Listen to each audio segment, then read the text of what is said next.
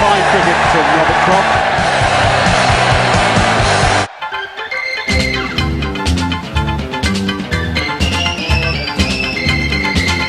Cafodd Robert Damien Bale Croft, MBE, neu Crofty, fel y mae mwy adnabyddus, ei eni ar y 5 ar 20 o Fai 1970 a'i fagu yn Treforys, ger Abertawe.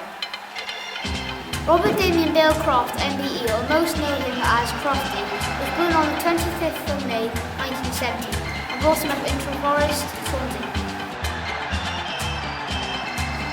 Cafodd ei addysg yn Ysgol Gyfun Gatholig St John Lloyd yn Llanelli, ond cwyliwch chi'n ei beidio, rygbi oedd ei hoff beth yn yr ysgol. He went to St John Lloyd's Catholic School in Llanelli, but believe it or not, his favourite sport in school was rugby.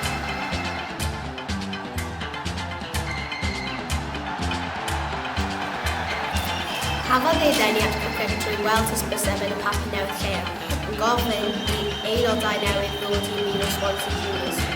Fe ffoniodd ei mam y tîm ac mwynheodd cricket ers hynny. He was known to cricket after his mother phoned Swansea Juniors after seeing an advert in the local newspaper, and he has enjoyed the game ever since.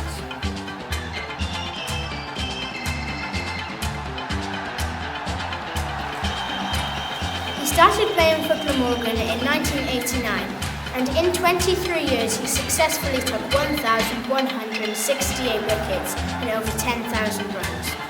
The chwil chwaer cricket i Morgana i naw yn y cyfrair yn 23 blwyddyn, llwyddodd ni gywir 1,000 i cael llwyddiant o Kelly a dros 2,000 o wedyn.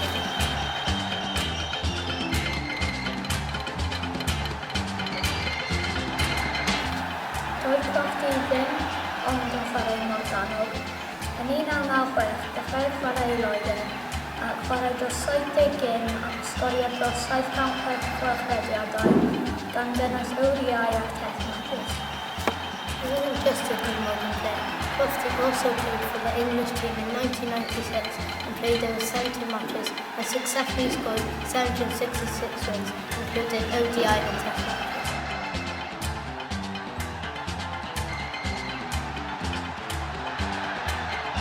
Hefyd, roedd Crofty yn chwarae yn y Cwpan Bu Criced gyda Freddie Flintoff, ac byw bywyd moethus, a chwarae ar draws y byd gan gynnwys Zimbabwe, Seland Newydd, Sri Lanka ac Australia, ac hwnna'n enwi rai.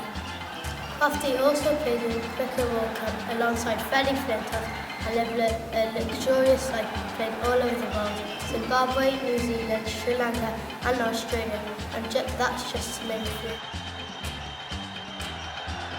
Cafodd Crofty ei anrhydeddu gan y Frenhines a derbyn MBE yn 2013 am ei ymroddiad a'i sgiliau criced. He was honoured by the Queen and rewarded an MBE in 2013 for his commitment and skills in cricket.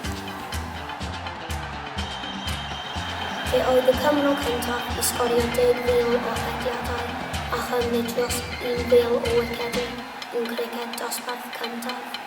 He was the first Welshman to score over 10,000 runs and take over 1,000 wickets in first-class cricket.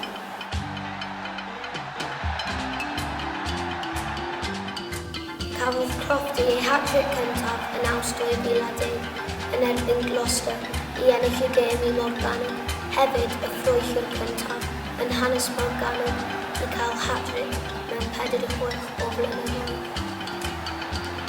Crofty had his first hat-trick in August 2010 against Gloucester, winning the game for Glamorgan. He was also the first spinner in the history of Glamorgan to score a hat-trick in 46 years.